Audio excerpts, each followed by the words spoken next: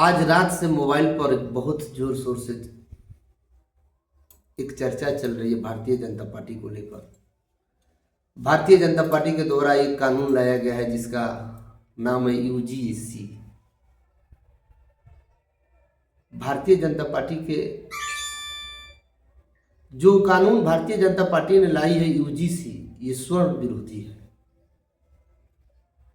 मुझे हंसी आ रही है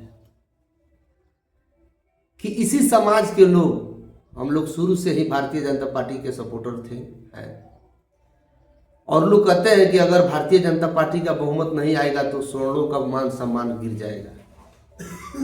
आज उन्हीं समाज वालों से हम ये पूछना चाहते हैं कि आप बताइए कि आपका भारतीय जनता पार्टी जो यूजीसी जो कानून लाया है, क्या इसमें स्वर्ण का सम्मान है? और शुरू से ये नहीं है कि ये आज से भारतीय जनता पार्टी एक ऐसी सरकार, ऐसी पार्टी है जो हमेशा चाहता है कि हम एक छत्र राज करें। सरकार बनाने के लिए किसी भी राज्य में किसी भी हद तक गिरने के लिए भारतीय जनता पार्टी तैयार रहता है।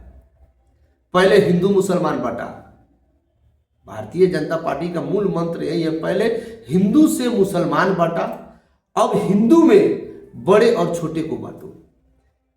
इसका तो सिर्फ एक दिखावा था कि हिंदू राष्ट्र, हिंदू मुसलमान। इसका तो भारतीय जनता पार्टी का तो मेन मकसद ये है कि देश के ही अंदर, हिंदुस्तान में ही गृह युद्ध छिड़ जाए। इस नीति को लेकर हम लोग समझ गए। हमारे कुछ भाई और कुछ मित्र दोस्त यार, हमारी समाज कुछ नहीं समझ पाई। आज उन लोगों को रात से मोबाइल पर दो दिन से यूजीसी का चर्चा जोर शोर से चल रहा है,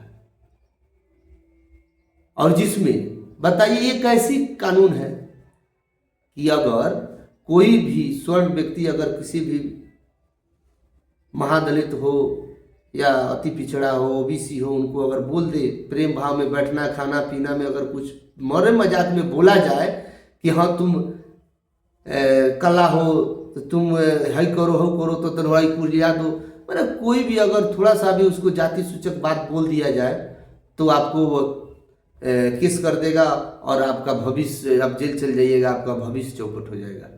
एक तो कानून था हरिजन एक्ट, ST/SC, उसको तो स्वर्ण झेलते झेलते, समाज को संभालते संभालते कितने, जबकि 95% इस हिंदुस्तान में 95% ST/ST गलत सर्वे के अनुसार हुई है, फिर भी ST/ST लगा है।